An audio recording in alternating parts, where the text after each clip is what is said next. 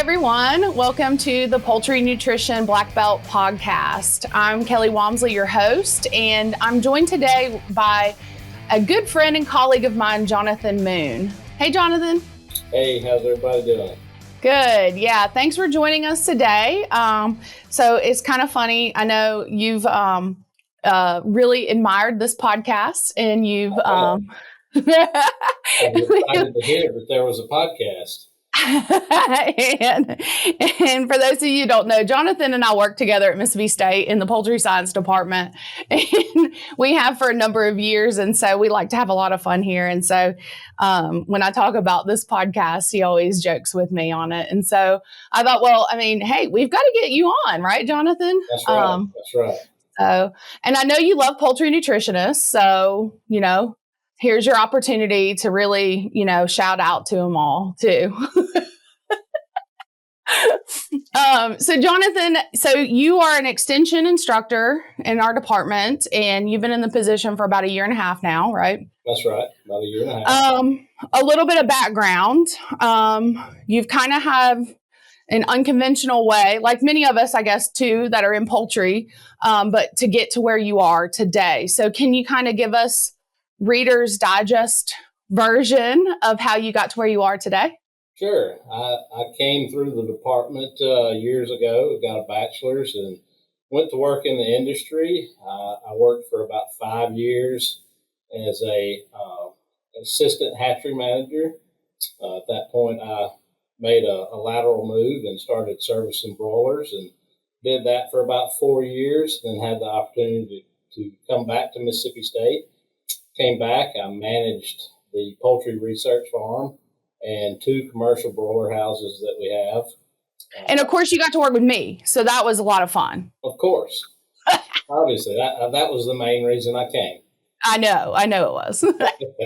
But no, I managed I was a research coordinator and farm manager for about 6 years. During that time, I worked on a master's and completed that and moved into my extension role here. Yeah. So it's been fun to kind of have you kind of progress through all of that and be there in some of the process. I was on your committee, so that was a lot of fun. But you've done a lot of really good research, and I do think that you have one of those, like, you just have a research kind of mind and you're always thinking about the way things work. So I think it's a really cool part of being able to work with you from that standpoint. Yeah. So before we get into the meat of it, I'm going to give you a couple questions, quick fire, rapid fire, and then you just tell me so people can get to know you a little bit more. Okay. Okay. Let's do it. Skydive or scuba? Scuba. Dog or cat? Different scenarios. Got to have both. Possum or raccoon to eat? Raccoon. Hands down. Jonathan brought raccoon to our holiday party, so we all got to taste it. It was actually pretty divine. I'll admit it. It was good. Everybody had the opportunity, although it wasn't taken up by everyone. True. And I didn't take any home with me, but I would do it. I would eat it again. Okay, so what poultry nutritionist or person in the poultry industry would you take with you in a zombie apocalypse, and why? Ooh, that's a good question. What poultry nutritionist or someone in the poultry industry would I take? Or yeah, whoever, somebody in poultry. Apocalypse. I guess I would have to take you, Kelly. Oh, thanks. Why? You seem to get things done. Nothing holds you back. I didn't pay him to say that, guys. Okay. When you have an objective, you go after it. Okay, so let's go into, I guess, just to kind of talk about your background and the different things that you've done, different positions that you've held. Is there something that you wish maybe a nutritionist knew about from your interfacing with them in different capacities, or just, anything that you can kind of pinpoint that you've picked up on that you want somebody to know about that's either nutritionist or in the poultry industry or any of those things? Well, I think, people, that's a really big part of what goes on with the poultry industry.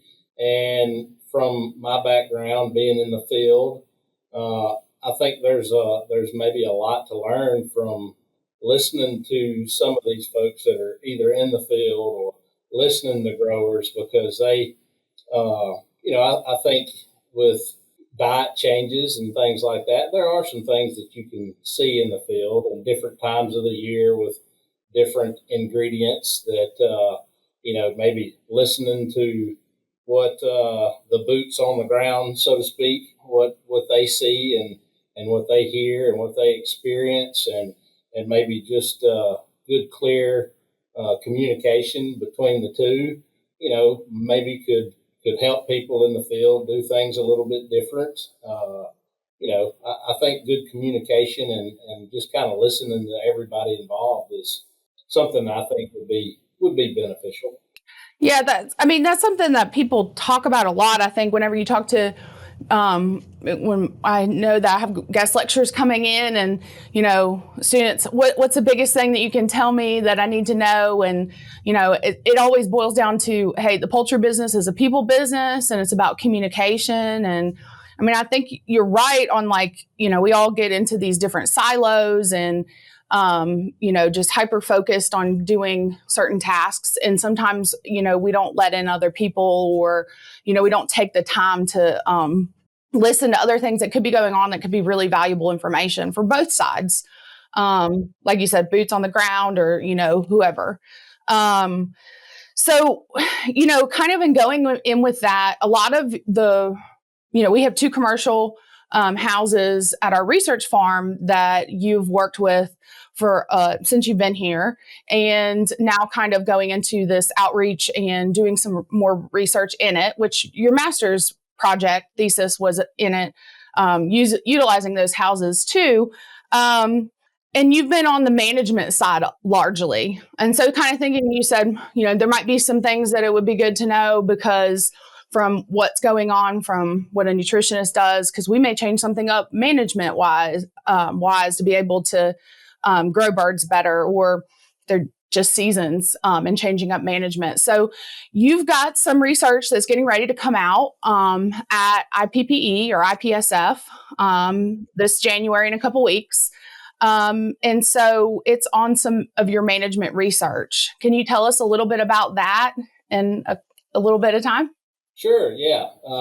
What I've been working on since I worked on my master's has been sprinkler cooling in broiler houses, which sprinkler cooling is not new to agriculture. They've used it in the dairy industry for years and other animal agriculture, but it is relatively new with poultry. Or, well, I wouldn't say new, but it's been slow to be adopted, which what we've been teaching for years and years and years is you do not add water to the poultry house. And this completely is 180 degree different than that. So basically what we're doing when we utilize sprinkler cooling technology in broiler houses is to make it work properly, we have to increase the temperature inside that house. And the way we do that is, we offset where we use our traditional evaporative cool cells. So as we set those higher, the temperature in the house goes up. But as the temperature in the house increases, the humidity inside that house decreases. How does a broiler, how does a chicken cool itself? Through respiratory evaporation. So we're creating an environment where they can cool themselves better, but we're also creating an environment where when we apply that large water droplet, about 1,000 microns, to the surface of that bird, we can evaporate that water off a lot quicker. Lower humidity, higher temperatures, evaporating that water off the surface of the bird, off its feathers, off its head. We're actually cooling that chicken and not necessarily the entire environment, and which in this day and age, the poultry industry has to be concerned about water conservation and sustainability. So what we've seen in the past is, and it's going to vary from, parts of the country, different regions, weather conditions. But here, I've seen up around 64% savings in water cooling. So that's big for the poultry industry. That's big for your companies that can say, we're trying to make our carbon footprint smaller. We're looking at water conservation and sustainability. So that's big for them. But what's exciting for me is, that grower. What are we doing for that grower? And in years past, I've kind of done things a little bit different, but we've made some changes. Some of the early work that we've done here, a sprinkler company has taken that and come up with a program, and using that program and changing some things up a little bit, I've actually seen some pretty good performance gains. So hopefully this next summer we can get a few more trials done and see some more performance gains. But that's what I'm looking for. We want to help the poultry industry as a whole, but that grower, if we can figure out a way to help him put a few more dollars in his pocket, that's what we need to do. Yeah, that's really interesting. I mean, and, it relates to nutrition from the standpoint that water is the most forgotten, nutrient, one. Right. And talking about water management, but then also, we have to be thinking, though, too, nutrition is, one tool in the toolbox to maximize birds' performance and return on investment, for everyone involved in a company. But, and then ultimately, decrease the price for the consumer. But, management is also a very important part of maximizing the return on investment. And so that's why I think your research is really exciting. And I'm excited to see you present in a couple weeks. And I'm sure that others listening will also be really excited to talk to you, and you'll be around at our booth for the whole meeting too, I believe, right? Yep. Awesome. Well, it's been an absolute pleasure to have you on the podcast today. I appreciate you taking the time. One last question, since we are on the Poultry Nutrition Black Belt podcast: Jackie Chan or Chuck Norris? Chuck Norris. You can't be Chuck Norris. Yeah. Well, I appreciate it, Jonathan, and thank you to everyone tuning in today. And we hope to have you tune in next time and come see us here in a couple weeks at IPPE and IPSF. This is Kelly Walmsley and joined by Jonathan Moon, signing off for the Poultry Nutrition Black Belt podcast. Thanks. Bye. Hey everyone, we're always searching for the latest and greatest research to share each week. And if you have a poultry nutrition related research trial and would like to come on the show and talk about it and share it with us, feel free to email the research link, the paper where we can find it, or the abstract to hello@wisenetics.com. That's hello@wisenetics.com. And I look forward to hearing from you.